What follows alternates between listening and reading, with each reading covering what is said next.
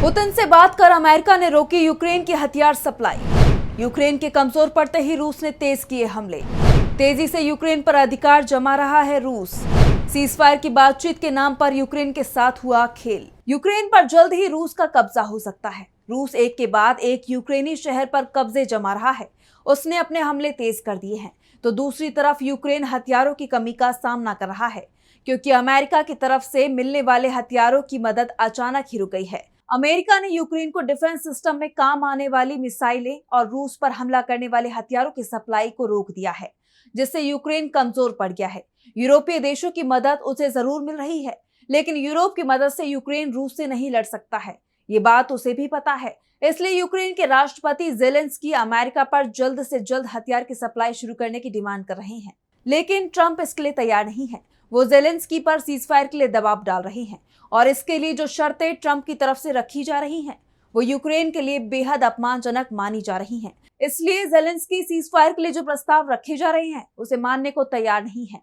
तो आज हम अपनी स्पेशल रिपोर्ट में इसी सवाल पर करेंगे बात कि क्या यूक्रेन को लेकर अमेरिका और रूस के बीच हो गई है कोई बड़ी डील? जल्द ही रूस का हिस्सा बन जाएगा यूक्रेन। नमस्कार, मैं आंचल। अमेरिका के राष्ट्रपति डोनाल्ड ट्रंप इस समय दुनिया भर के तमाम देश जो आपस में लड़ रहे हैं, उनके बीच सीजफायर डील करा रही हैं। लेकिन राष्ट्रपति चुनाव के दौरान उन्होंने जिस जंग को रुकवाने का दावा किया था, वहां सीजफायर डील नहीं करा पा रहे हैं। ट्रंप रूस के राष्ट्रपति पुतिन से 6 बार फोन पर बातचीत कर चुके हैं, और हर बार मुद्दा यूक्रेन के साथ सीजफायर ही रहा है। लेकिन हर बार पुतिन की तरफ से सीजफायर के लिए जो शर्तें रखी जाती हैं, उसे यूक्रेन मानने को तैयार नहीं दिख रहा है, जिसके चलते जंग रुक नहीं रही है। लेकिन इस बीच एक बड़ी खबर जरूर सामने आ गई। पुतिन और ट्रंप के बीच बातचीत के बीच ही अमेरिका ने यूक्रेन को हथियारों की सप्लाई रोक दी है। इसके बाद सवाल उठ रहे हैं कि क्या अमेरिका और रूस के बीच कोई गुप्त डील हो गई है, जिसके बाद अमेरिका अब यूक्रेन को कमजोर करने में जुट गया है। अगर यूक्रेन कमजोर हो जाता है, तो फिर रूस कुछ ही दिनों में पूरे यूक्रेन पर कब्जा कर सकता है। यूक्रेन इस जंग को आसानी से हार सकता है, क्योंकि ये माना जा रहा है कि बिना अमेरिकी मदद के यूक्रेन रूस का सामना नहीं कर पाएगा। ट्रंप और पुतिन के बीच कोई डील हुई है, इसके संकेत ट्रंप के कई फैसलों से मिल रहे हैं, जिसके बाद अमेरिका अब यूक्रेन को कमजोर करने में जुट गया है। अगर यूक्रेन कमजोर हो जाता है, तो फिर रूस कुछ ही दिनों में पूरे यूक्रेन पर कब्जा कर सकता है। यूक्रेन इस जंग को आसानी से हार सकता है, क्योंकि ये माना जा रहा है कि बिना अमेरिकी मदद के यूक्रेन रूस का सामना नहीं कर पाएगा। ट्रंप और पुतिन के बीच कोई डील हुई है, इसके संकेत ट्रंप के कई फैसलों से मिल रहे हैं। रूस और यूक्रेन के बीच चल रही जंग में पोलैंड की स्थिति बेहद महत्वपूर्ण है। पोलैंड का बॉर्डर यूक्रेन के बॉर्डर से मिलता है, जबकि रूस से इसकी दूरी है। इसलिए इस जंग में पोलैंड का रणनीतिक महत्व बेहद ज्यादा है। लेकिन पोलैंड अब यूक्रेन से दूरी बना रहा है। पोलैंड के बॉर्डर के जरिए पहले यूरोप और अमेरिकी हथियार यूक्रेन तक पहुंचाए जा रहे थे। पिछले 6 महीने से ये डिलीवरी बंद कर दी गई है। 6 महीने पहले ही डोनाल्ड ट्रंप के हाथ में अमेरिका की सत्ता आई है। ऐसे में सवाल उठ रहे हैं कि क्या ट्रंप के इशारे पर पोलैंड ने ये कदम तो नहीं उठाया है। सबसे बड़ी बात तो ये कि जो बाइडेन के समय में यूक्रेन के लिए हथियारों की जो खेप पोलैंड पहुंची थी, पोलैंड के 6 महीने से ज्यादा वक्त से उस खेप को यूक्रेन को नहीं सौंपा है। तो क्या पोलैंड ने खुद यूक्रेन की मदद पर रोक लगाई है, या फिर इसके पीछे डोनाल्ड ट्रंप का कोई निर्देश काम कर रहा है? इस सवाल का जवाब जानना इसलिए भी जरूरी है, यूक्रेन इस जंग में अमेरिका के हथियारों के बिना ज्यादा देर तक नहीं टिक पाएगा। यूक्रेन ये जंग जीत नहीं पाएगा, ये तो पहले से ही तय माना जा रहा था। लेकिन अमेरिका और यूरोप की मदद से वो रूस को आगे बढ़ने से जरूर रोक सकता है। और जब तक नाटो से यूक्रेन को मदद मिलती रही, रूस के लिए आगे बढ़ना मुश्किल बना रहा। लेकिन अमेरिकी मदद रुकते ही जंग के मैदान की तस्वीर बदलने लगी है।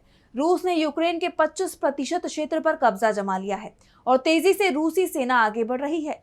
ऐसे में अमेरिका की मदद पर रोक कई सवाल उठा रही है। इन सवालों का अस्तित्व तब तक ही बना हुआ था जब तक ट्रंप और ज़ेलेंस्की के बीच टकराव नहीं हुआ था।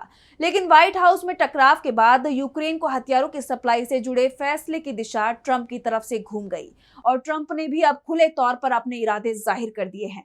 इस बीच ट्रंप सरकार की तरफ से एक बहुत ही चौंकाने वाला फैसला किया गया है। जो बाइडेन प्रशासन की तरफ से यूक्रेन की मदद के लिए जो हथियार पोलैंड पहुंचाए गए थे, ट्रंप ने उन हथियारों को वापस मंगा लिया है। यानी अब ये हथियार पोलैंड अमेरिका को वापस भेज रहा है। सबसे बड़ी बात तो ये है कि ज़ेलेंस्की इन्हीं हथियारों की सप्लाई अमेरिका से बढ़ाने की मांग कर रहे थे, जिनका उपयोग रूस के खिलाफ यूक्रेन करना चाहता है। अमेरिका के अधिकारियों की तरफ से दावा किया जा रहा है कि अमेरिका के हथियार भंडार में भारी गिरावट दर्ज की गई है। इसलिए यूक्रेन के लिए जारी की गई हथियारों की खेप की जानकारी ली गई है। और इसमें पता चला कि यूक्रेन के लिए मदद के रूप में बड़ी संख्या में हथियार जारी किए गए हैं। इसलिए अमेरिका उन हथियारों को वापस लेने जा रहा है जो पोलैंड से यूक्रेन तक नहीं पहुंचे हैं, और अब मदद के रूप में ट्रंप युद्ध समाप्त करने के लक्ष्य पर काम करेंगे। सबसे बड़ी बात तो यह है कि एक तरफ ट्रंप सरकार यूक्रेन के लिए जारी किए गए हथियारों को वापस ले रही है, वहीं इजराइल को गोला बारूद भेजा जा रहा है। सऊदी अरब में भी अमेरिका ने अपने तमाम हथियार भेज दिए हैं। यूएई, कतर, ओमान में भी अमेरिका तेजी से हथियार तैनात कर रहा है। ऐसे में सवाल उठ रहे हैं कि जहां शांति है वहां अमेरिका जमकर हथियार भेज रहा है, लेकिन जहां अमेरिकी हथियारों की सबसे ज्यादा जरूरत है वहां से वो अपने हथियार वापस मंगा रहा है। ट्रंप के इस फैसले को लेकर अमेरिका के अंदर भी सवाल उठ रहे हैं। यूक्रेन ने भी ट्रंप पर तंज कसना शुरू कर दिया है। यूक्रेन के एक सांसद ने हथियार डिलीवरी रोकने के फैसले को यूक्रेन के लिए बेहद दुखद बताया, तो दूसरे सांसद ने साफ कह दिया कि अब अमेरिका हमारा सहयोगी देश नहीं रहा। डोनाल्ड ट्रंप के इस फैसले को लेकर नाटो में अमेरिका के स्थायी प्रतिनिधि मैथ्यू विटेकर ने साफ कर दिया कि ट्रंप की पॉलिसी अमेरिका फर्स्ट है और इस समय अमेरिका की जरूरतों पर ध्यान देना जरूरी है। अब मुमकिन है कि हथियार भंडार के घटने की वजह से ये फैसला लिया गया हो, लेकिन दूसरी तरफ संकेत कुछ और ही मिल रहे हैं।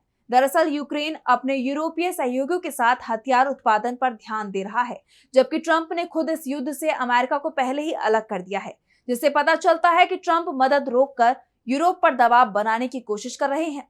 दबाव उन देशों पर बढ़ाया जा रहा है जो ट्रंप की नीति के खिलाफ यूक्रेन के सहयोगी बने हुए हैं, और ये जानकारी सामने आ रही है कि हथियारों की जो आपूर्ति ट्रंप ने रोकी है उसमें 252 हिमार्स GMLRS मिसाइलें, 30 पैट्रियट एयर डिफेंस मिसाइलें, 8,496 आर्टिलरी के 155 mm के गोले, 92 AIH एयर टू एयर मिसाइलें, 142 AGM-114 हेलफायर मिसाइलें, 25 स्ट्रिंगर मिसाइलें, 125 AT-4 एंटी रैंक वेपन शामिल हैं, जिनकी डिलीवरी रोक दी गई है। हालांकि ये हथियार अभी पोलैंड में है, लेकिन ट्रंप के फैसले के तहत इन्हें वापस बुलाया जा रहा है, और ट्रंप के इस फैसले से सबसे ज्यादा खुश पुतिन दिखाई दे रही हैं। क्रेमलिन के प्रवक्ता दिमित्री पेस्कोव ने भी कहा कि यूक्रेन को हथियार सप्लाई बंद होना अच्छा फैसला है। ट्रंप के इस फैसले से सैन्य अभियान का अंत करीब आ गया है।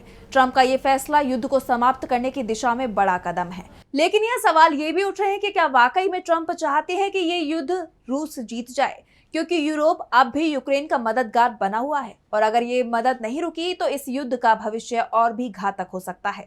लेकिन एक बात साफ है कि यूरोप अकेला रूस का सामना नहीं कर सकता, और ट्रंप से बातचीत में पुतिन ने साफ कर दिया है कि अगर वो चाहते हैं कि रूस यूक्रेन पर हमले बंद कर दे, तो इसके लिए पहला अमेरिका और उसके सहयोगी गठबंधन नाटो को ऐलान करना होगा कि यूक्रेन को उनके गठबंधन में जगह नहीं दी जाएगी, और दूसरा, यूक्रेन की जितनी जमीन इस समय रूस के कब्जे में है उस पर रूस के अधिकार को मान्यता देनी होगी। ट्रंप तो इसके लिए तैयार भी हैं, लेकिन सवाल यूक्रेन और यूरोप का है, और ये माना जा रहा है कि ज़ेलेंस्की की जिद अब पूरे यूक्रेन का विलय रूस में कराकर रहेगी।